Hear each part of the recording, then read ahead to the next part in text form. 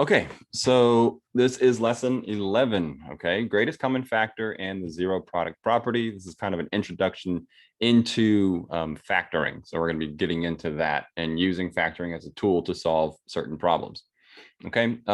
Yesterday, we talked about composite functions and inverse functions, okay? And so we considered, and when considering a composition of functions, you had, let's say, like a domain here, right? You had something located over here, and then you had a function that took you from the domain to the range. And then you had another function carry you from what was once the range, which became the domain of the second function, to a new range, right? And so a composite function would be a function that does something like that, or functions that do that. You could have a new function that's created that takes you from one all the way to the other, right?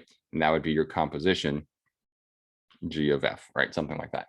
Okay, so we talked about that. And we talked about how inverse functions would just do the opposite, right? So the inverse of g would be g inverse, right? And the inverse, to get you back even further, would be f inverse, right? So we talked about inverse functions as well. Okay, so now we're going to take a step back from functions. We've been doing a lot of functions lately. We're going to go and start talking about particular types of equations, because you need to be able to solve certain types of equations in order to do more with the functions, okay? And so here are two concepts that we're talking about: greatest common factor and zero product property, that are extremely important when solving or factoring, okay? And so here is the greatest common factor, right? You could think of it as undistributing, where you have something in common across three terms, or more than one term, I should say. Right, and notice for all of these, they all have this f of x, right? That's, of course, that's not how you usually see it written out, right? Usually you see something like 3x squared plus 5x squared minus 9x squared, right? They all have an x squared in common, so you could factor out the x squared, okay? And so this is what we're talking about when we say greatest common factor. What do they all have in common? What's the largest thing they all have in common? Okay, and so we'll keep that in mind. Let's get to some examples here. So I want to factor out the greatest common factor on this one. And it's meant to be kind of ugly because I want you to learn to watch for particular cues, right? We're looking for certain things. All right, so in this first, second, and third term, I like to look at the numerical part first, right? The coefficient. I like to look at the variable, okay? And then extra things, okay? And so if I'm looking at just the coefficient, and it's kind of weird to think about some of these as coefficients, but they are. The first one's easy. The coefficient is 9. The second one is 6 over 13, okay? But if I kind of ignore the denominator there, I can really focus in on that 6, realizing that 9 and 6 have something in common. Okay, and then of course this one has a 9. This is technically part of the coefficient, but I can keep it separated for convenience, right? So they all have that 3 in common. Okay, now I'm looking at the variable, x to the fourth, x to the third, and x squared. Remember what that means, right? X to the fourth means you have 4 x's on this term that are multiplied together. X to the, move that over. X to the third means I have 3 x's that are multiplied together. X squared means I have 2. So I'm looking for what's in common, right? How many do they have in common? And they all have at least 2, right? They all have 2 in common. So x squared would be my greatest common factor when considering the variable. All right, so we looked at the coefficient, we looked at the variable. So now let's actually factor it out. 3x squared. There's a lot of ways you can think about this next part.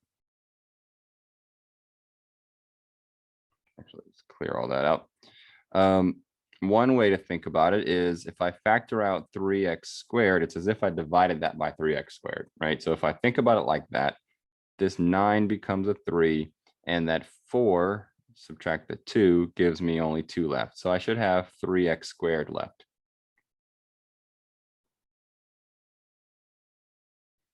Okay, I'm ignoring the 13 right here. If I divided the 6x cubed by 3x squared, right, that greatest common factor, 6 divided by 3 is 2. X to the third divided by x squared is x. Divide this one by 3x squared as well. 9 divided by 3 is 3. The x squareds completely divide out.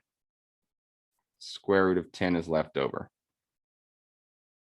Okay, and so that would be my greatest common factor. I identified coefficients, then variables, then I divided it out. I'm just going to get rid of this to clean it up. Okay. They're typically not going to be that ugly though, right? Hopefully. Oh, wait, I forgot something. Right, I forgot that over 13, so that's still there. Okay, let's do another one. This one does not look as bad. 9, the square root of x plus 1 minus 14x, the square root of x plus 1, plus e to the x, square root of x plus 1. You can hear me say it over and over again, right? That common factor, what they all have in common is the square root of x plus 1. Now, you may not have seen it this as often, right? Usually it's something like x squared or x to the third. It's typically some sort of a polynomial term, but it's possible that it's a radical or even a rational expression like a fraction or an exponential term. Okay, there's lots that it could be. Okay, so if I divide it out, or I took that square root of x plus 1 away, I'm left with 9 minus 14x, right? Because that's been taken out, plus e to the x. Factored out the greatest common factor. So that's the greatest common factor basically summed up. Now we're going to talk about the zero product property, and we're going to put these two ideas together to solve some equations. So the zero product property is a statement, and if you think about it, it makes complete sense, right? If you have two things that are multiplied together that equal 0, right? Two unknowns, something times something equals 0. The only way that can happen is either the first number is a 0, so 0 times some number, or some number times 0, right? One of those two things has to be a 0, or both, right? One of them or both of them has to be a 0. So that's what the zero product property says. If you have two things multiplied together that equal 0, then you have two separate equations where they're both set equal to 0. That's why in factoring, you'll see you factor out a polynomial, and then you set all the components equal to 0. That's the zero product property put into play. It allows us to do that. Okay, so let's see what that looks like. Let's solve this equation. Now, this one's nice. It's already factored out for us. 16x times 9x minus 1 times x plus 2 equals 0. Okay, well, the zero product principle says of those three things that are multiplied, since the product is 0, one of those three things has to equal 0, either the first one, the second one, or the third one. There are three possible instances where you could get 0 for the solution. Okay, so you solve each of these individually. The first one on the left, just divide both sides by 16. 0 divided by 16 is 0. So there is one solution. For the second one, add 1 to both sides. Divide both sides by 9. 1/9, there's another solution. And then finally, subtract 2 from both sides. 0 minus 2 is -2. So there's my three solutions. So now remember, plugging in, let's say -2, does not make this equal 0, this equal 0, and this equal 0. No, only this one will turn into 0, but it doesn't matter what these come out to be, right? These will come out to be some numbers. So number times 0 will equal 0, right? So each of these will make one of those three things 0, which in turn makes the whole equation equal 0. Okay, let's solve this one here. There's a couple of ways we could do that, but I think I don't remember how I wanted to do this problem, but let's go ahead and add 1 to both sides and recognize that these two things have a common denominator.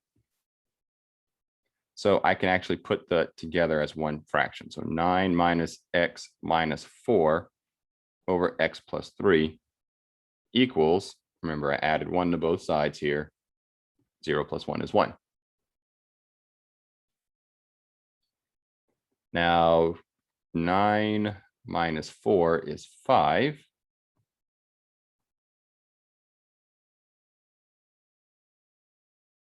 So 5 minus x over x plus 3 is equal to 1.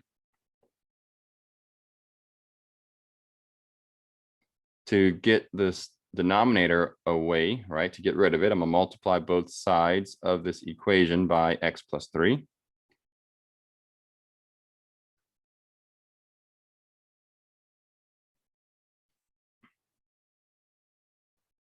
Of course, those will cancel to leave me with 5 minus x on the left. 1 times x plus 3 gives me x plus 3. Yeah, there's no factoring involved in this problem. I'm probably working it out the wrong way, but oh well, it's okay. Okay, let's see. Add x to both sides. That'll give me a 2x on the right. Subtract 3 from both sides will give me a 2 on the left. Dividing both sides by 2, I get that x is equal to 1. So I want to go back and make sure that 1's a valid solution. So I'm looking at it, making sure that plugging in 1 does not cause me to divide by 0. That's important, right? But it doesn't, because all I would have is 1 plus 3, which is 4. So not an issue there. Okay, let's see. 16 e to the x equals 4x e to the x. When you're solving an equation like this, where you have variables that are multiplied in different forms, I'm going to subtract the 4x e to the x from both sides. I want it to equal 0 because I want to use factoring to solve it. We've got 4 e to the x times 4 minus x. So two things multiplied together that equals 0. So the 0 product property applies. The first part equals 0, or the second part equals 0. Now the one on the right's pretty simple. If I add x to both sides, I get that 4 equals x, or as I prefer to say, x equals 4. There's one solution. Another solution potentially would be here. So if I divided both sides by 4, I get e to the x is equal to 0, right? 0 divided by 4 is 0. Now, something to keep in mind about exponential terms, okay?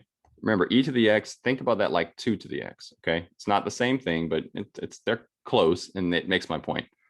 Whenever you plug in an exponent, let's say 2 to the first power, that's a half, right? That's 0.5. I'm sorry, 2 to the negative 1 power is 1/2, right? 2 to the negative second power is 1/4, or 0.25. 2 to the 0 power is 1. 2 to the first power is 2. Okay, so negative exponents, positive exponents, 0 as an exponent. None of those gives you 0. You can get a very small fraction, but you cannot use an exponent to make an exponential expression, exponential term, equal 0. You can make it small, but you can't make it equal to 0. And so all of that, so you can log away in your memory banks. This one has no solution. Just in general, if you have some positive number, any number base that's positive raised to the power x equals 0, then there's no solution to that. Don't waste your time doing it. Okay, so that's a little side point I wanted to make. So this one only has one solution, And that's 4. Okay, one more example. And this one just, I want to make a point again. So I'm going to subtract e to the x from both sides.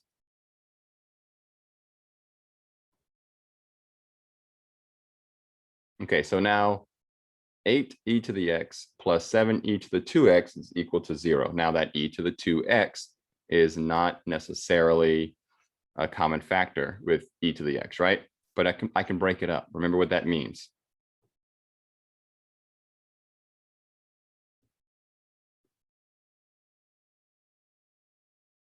Right? It's the same thing as e to the x times e to the x, e to the 2x.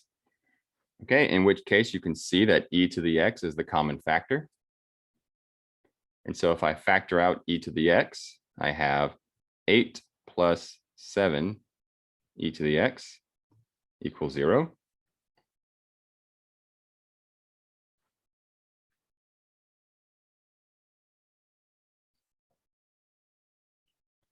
So e to the x equals 0. Okay, I'm not going to waste my time with that. 8 plus 7 e to the x equals 0.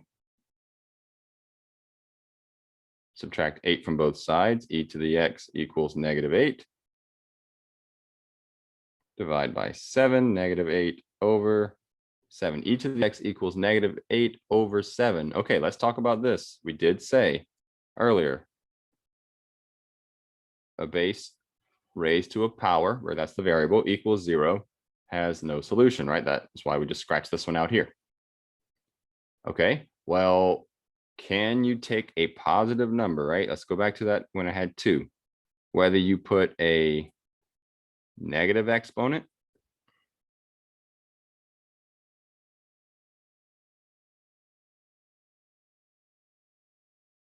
if I put the exponent as 0, if I put the exponent as a positive number.